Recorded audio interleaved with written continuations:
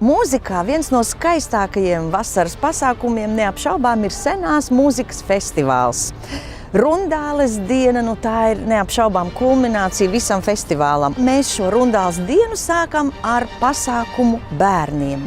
Pasākums tas nozīmē, ka jau no 11:30 dienā mēs jūsu mazuļus, bet ne mazākus šoreiz par 5 gadiem, aicinām darboties radošajās darbnīcās, kur būs kaut kas jāpagatavo saistībā ar mūsu uzvedumu Varde par princesi, un pēc tam 1 dienā Rundāles pils skaistajā Baltajā zālē jau sāksies šis senās mūzikas koncerts bērniem.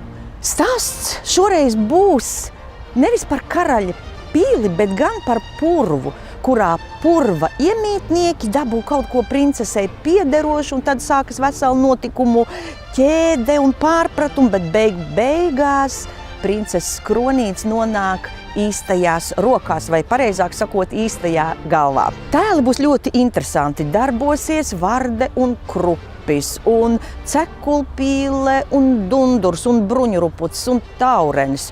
Un būs vesela virkne arī ar visādiem purva mošķīšiem. Tos tēlos mūziķi, baroka mūzikas speciālisti, violnieces Lāsmas Melderes Šestakovas vadībā. Mūsu Latvijas Nacionālās operas un baleta teātra mākslinieki, īsta buķete, dziedātāji Ilona Bagele, Evija Martinsone, Mihails Čuļpājevs, Krišjānis Norvelis, būs arī dejotāji. Pie tām tādas mazas rozīnītes vai odziņas šai uzvedumā noteikti būs arī Rīgas doma kora skolas un Rīgas horeogrāfijas vidusskolas audzēkņi.